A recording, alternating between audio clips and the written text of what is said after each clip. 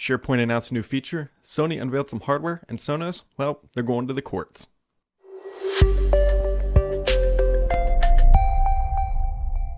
Happy Friday, everybody. It is, well, it's not quite the middle of June 15th, but whatever, it's close enough. Middle of June. We'll just run with that. Anyway, it's been a big week on the gaming side.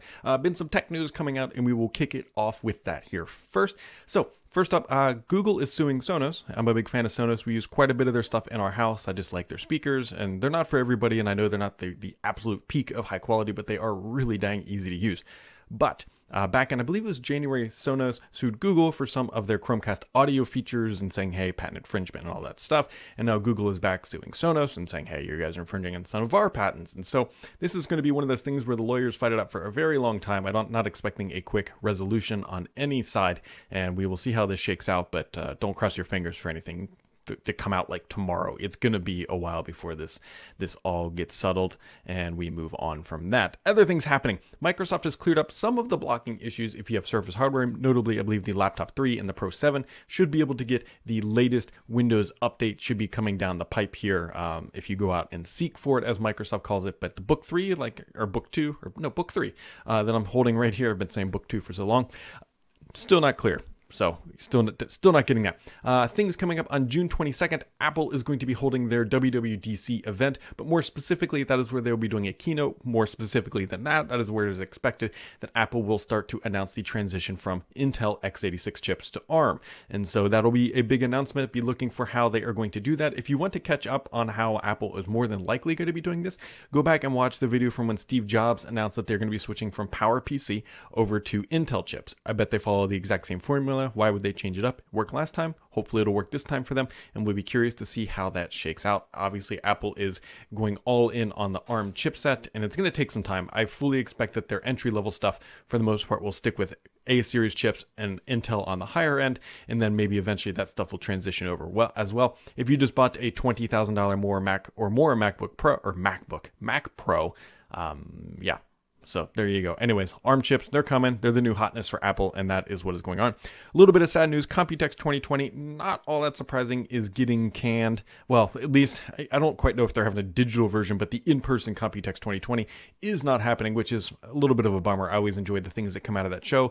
At the end of the day, I'm a big enthusiast. I love tinkering with my own PCs, building PCs, and doing that kind of stuff. And Computex is always sort of a peak of that sort of information, and we're not going to be getting it. Doesn't mean the products aren't coming out, but whatever. Also expecting to see that we will hear about the RTX probably 3080 or something along the 3000 series line of chips from NVIDIA, hopefully coming out soon. And I'll be curious to see what type of performance that stuff is offering. Microsoft is also now selling the HoloLens 2 in the Microsoft Store. So if you want to go buy that, you can go do that. And on the SharePoint side, there's a new auto digest feature coming. I know this might sound a little odd to some people, but there's a SharePoint news widget, or web part, I believe as they call it. And one of the things people like to do is post news there. And for up until now, or it's still not yet, it hasn't rolled out yet, if you want to alert your users of all the things they didn't see by sending them an email, you couldn't really do that easily. Now it's going to be turned on by default, and it's going to be coming out, and it's just an auto news digest widget. It uses some fancy MI or ML to configure out what the user has and has not read and gets them the right information. It also respects permissions as well. That is called the SharePoint Auto Digest, and be on the lookout for that. So those are sort of the big tech highlights of the week. On the gaming side, Microsoft, I almost said Mapple for Microsoft and Apple, having a tough time with enunciation today. But Xbox is rebuilding their app. They're dumping Electron. I can only hope that Microsoft Teams will eventually dump Electron and go with a little bit more resource sensitive, if you will, application model, because Electron, while great and easy to use, really likes to eat up the RAM. And you have a couple Electron apps running, and before you know it, your 32 gigs of RAM that you thought would hold you over for a very long time really is not. Microsoft is also sending out more flight simulator alpha invites. So if you've been on that wait list, you should be checking your inbox. Hopefully you will get into the next round. And if you do, you will be quite happy with what you get to play with, because it is pretty darn fun. I will say that. There's also a big Xbox sale going on right now. $100 off an Xbox One X, $100 off an Xbox all digital edition, and $10 off the Xbox Design Lab controllers. This has been going on, I think, for a couple days now. But if you are needing it at a console, it's not a bad price. I mean, the big obvious elephant in the room is that there's going to be new consoles coming out this fall. And so, make your choice. Just remember that if you do buy, like, say, an Xbox One X, all the games and everything else will transfer up to the Series X whenever you buy it, or Series S, or whatever we end up migrating to, or you might migrate to. And so there you go.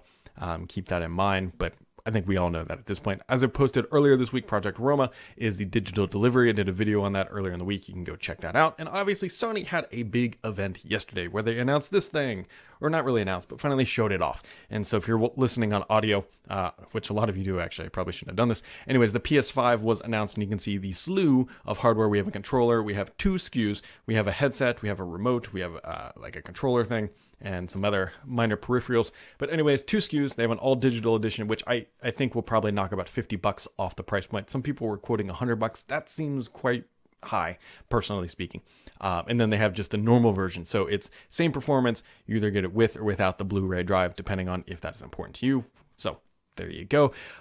How that event went was mixed. Some people are like, hey, this was great. We got to see some pretty cool games. Ratchet and Clank looked pretty neat. There was a lot of good games. Gran Turismo looked pretty good too. Although I think Gran Turismo and Forza, what are we up to? Forza 7 will probably go head to head. But Gran Turismo has a huge following. And so that's a big win for Sony if that's a launch title, although they didn't explicitly say if it is a launch title, but you guys get the point. They showed off a lot of good games. They showed off some games, whatever.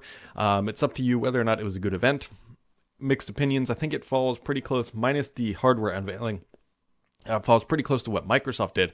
And Microsoft, as we all know, got drug across the coals for how they presented, and Sony did something that wasn't all that different at the end of the day. So there you go. Anyways, on the hardware side, very much decisive, or divisive, I should say, whether or not you like the design. I personally don't mind it. Some people really don't like it, but at the end of the day, it's a console. You shove it in your AV cabinet, and there you go. So, you can make your own choice whether or not it is a beautiful, flowy design, or if it looks like a 1970s VCR sort of looking thing. The one thing I will point out is I had a joke in my head where it's 2016, Phil Spencer and the Xbox team are sitting around the table deciding on the budget. And they say, we have a I'm making the numbers up. They have a $500 million budget to build the next generation console. And somebody comes in and says, we're going to put $300 million into performance and design. And then we're going to put $50 million into designing the console, and another $50 million into games and marketing and all that stuff. And Phil just goes, okay, take all the money that we're going to put on design. We're going to build a box and take all that money and give it to the hardware team so they can get more performance. It's just sort of a meme, if you will, because Microsoft clearly just said, okay, we're going to put it in a rectangle, and spent no more time doing that. And Sony clearly put a ton of time into designing their external facade, if you will. Anyways, we're going to jump over to the questions of the week. Always the highlight of my week, which is favorite part on a Friday. So Kurt says, Brad, any word on when xCloud could hit other Android platforms like Fire Stick and similar devices? Well, the tricky part with Fire Stick is that you got to remember, I believe, to get into the Google Play or the store on the Fire Stick, they have to actually go through Amazon. And so I don't think Amazon will be pushing back against people using their product for xCloud, but I don't think it's also a priority for Microsoft, personally speaking. And you got to consider the functionality on iOS is still extremely limited. You only have the Master Chief Collection. We don't even have it on PC yet, although I heard PC was targeted for June, but we will see if that actually does arrive. And he also asks, could Lockhart now be officially talked about and be the digital-only version to compare with the PS5 digital version? Good question. We don't quite know if Lockhart is all digital yet.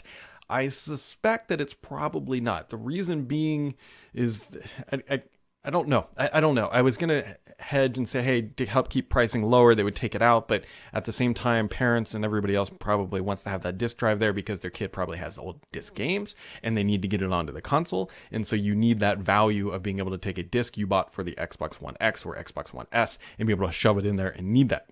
I don't know. I don't quite know their full strategy yet for going the digital route, but there is one thing for certain, absolutely one thing for certain. With Sony putting out an all-digital version, it's going to be tough for game retailers at this point because the two major consoles that are driving that sale are now offering digital-only versions. I can't blame Sony or Microsoft. I do feel for the retailers out there that made a living off of that stuff, but the writing was on the wall, and we all knew that was coming. So Will says, hey Brad, do you know when the first gen Surface Hub will be getting the rumored software update? Oh, this is a lovely question. It is still running 1703, and I thought it was supposed to get the update earlier this year. This is something I need to look into. Also, do you think the reason Microsoft pulled back from the Hub X was due to the popularity of the Microsoft Teams Room system? Very good questions. One, first off, the original Surface Hub was supposed to get a software update, as he points out, and it is pretty far behind. I heard that previously from other people, and I completely forgot about it until he brought this up, so this is something I need to dig into. But the reason why I believe I don't want to say abandon the Hub X or the original vision for the Surface Hub is I just don't think it ended up making sense in the grand scheme of where they were going. They were looking at how companies were using it. They were looking at the popularity of the replacement, the 2S effectively. And they said, hey, look, we could build out this fancy system, but the market for it isn't telling us that that's what they want. While it looks good on presentations and everything else in a conference room, are people really going to need that? That's kind of where the conversation went. And so that's, I believe, why it didn't eventually get pushed out the door, at least not yet. Brother Nod said, I still haven't received my discount code from Build. Have you heard anything else not receiving it? Yeah, I haven't received mine yet either. So I have no clue if I'm just being impatient or something went wrong or how to even get it resolved. I don't have any good questions or answers for you on that one, but I can tell you that I signed up and walked through the non-press version of Build, and I have not gotten mine yet either. Now, interestingly enough, I did get the little Build like swag box thing, so I know the address and everything else works out, but there you go. Kadupa says, hey Brad, do you know anything about Microsoft's plans for the new Xbox remote camera and Xbox headset? No, I haven't heard anything about that recently. I know that Microsoft has these cameras sitting around. I don't know if they are going to be shipping them. You got to understand that Microsoft is extremely cautious right now, extremely cautious about announcing anything for the console that is not explicitly targeted at gaming. And we all know why. We know what happened with Kinect. They put that thing in there. They also know what happened with the TV iterations. And so Microsoft is over-indexing on sensitivity of not talking about anything other than gaming. And so when you talk about a media remote, while I fully agree with you that it's something that needs to exist and be there, Microsoft is being very cautious. Now that Sony has come out with theirs, Microsoft might be able to say, like, look, yeah, we're doing that too. It's not that big of a deal. You can just go buy it. It's $49 or whatever. Realistically, though, I'm hoping that they just let you use your phone, because that is how I would like to turn my Xbox on and off and do everything just remotely. So personally speaking. Simon says, have you tried Valorant? I think it's how you pronounce it. Valorant, the new 5v5 shooter from Riot Games. I have played it extremely little. I will tell you that I am extremely interested in it. And there was talk about it coming to consoles, but they had to prove that the performance would be as good on the consoles as it is on PC.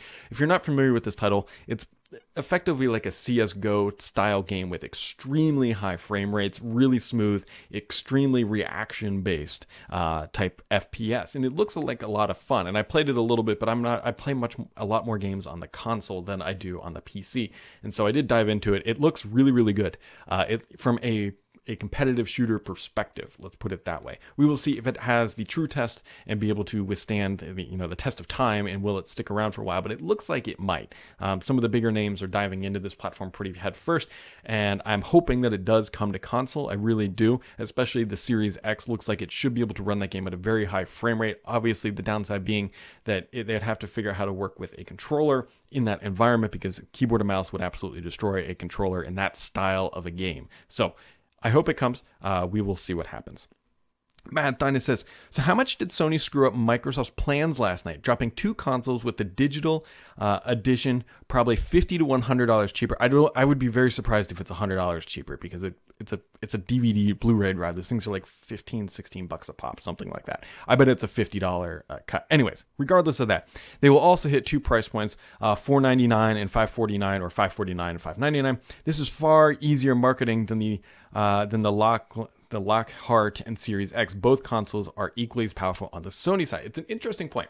So what he's talking about here is Microsoft is expected to have 2 consoles, the Series X and the Series S. The S being much cheaper, but also lower performant of the Series X. I still think that Microsoft is just going to pitch it as, look, hey, if you have a 4K TV, this is the one you buy. If you have a 1080p TV, this is the one you buy.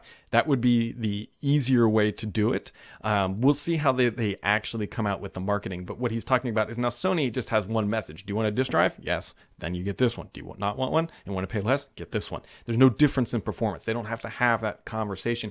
And anybody in marketing knows that educating the end user is a very expensive proposition. It's not easy to do. And Microsoft is going to have to overcome that challenge with the Series S and X. And so I don't think they screwed up their plans because I think it's pretty well known at this point. And let's be realistic, Sony putting out a digital version of their console, not that big of a deal. I mean, Microsoft had to see that that was more than likely going to happen at some point.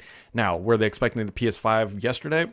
I don't know. But at the same time, Microsoft already has the history. It's like, look, guys, we've already launched a digital console. We've done it. We know the narrative. We know that. And they've already done the expensive education part. Now, Sony is latching on to that. Microsoft has hopefully already overcome that. And so I don't think it screwed them up. It's definitely a curveball, but it definitely did. And then he says, how much did the CEO of every major game store company expletive themselves last night? Sony just put them on notice. Yeah, no, he's right.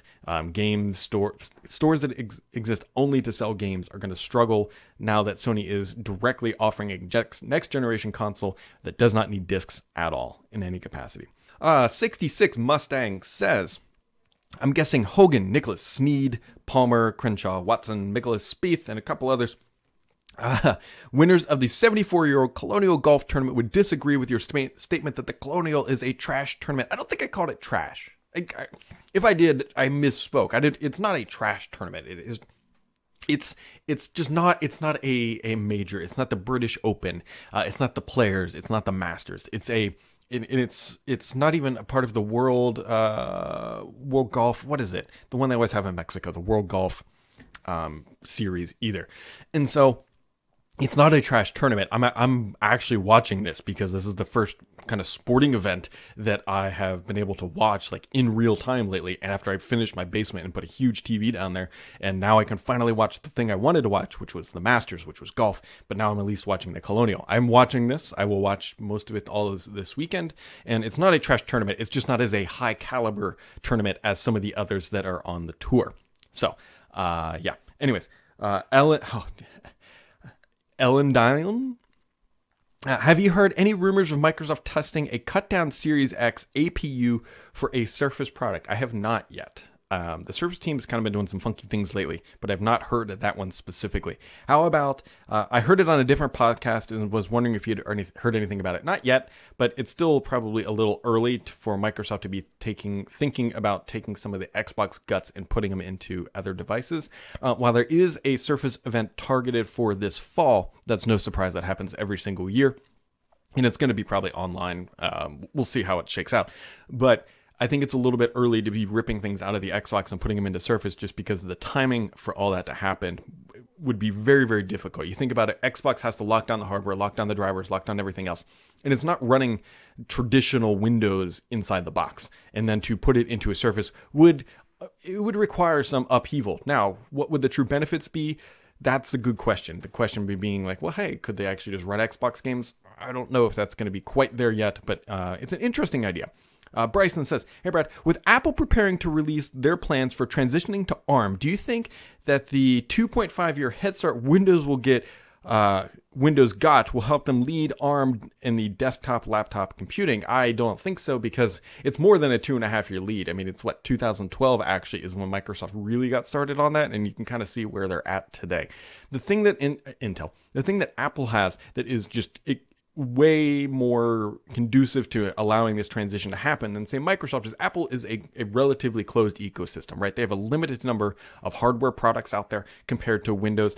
They control the entire stack now, right? They own the chip making process. Well, maybe not the manufacturing center, but they own, right, the people making the A series. It's all vertically integrated inside of Apple. And so they have a lot better of a competitive advantage of being able to build these things and then ship them and control the whole experience. Unlike Microsoft, who had to work with Qualcomm. There's nothing wrong with Qualcomm and that partnership, but Microsoft doesn't own Qualcomm. While they did call it the SQ1 and try to make it sound like their own, it's not really their own.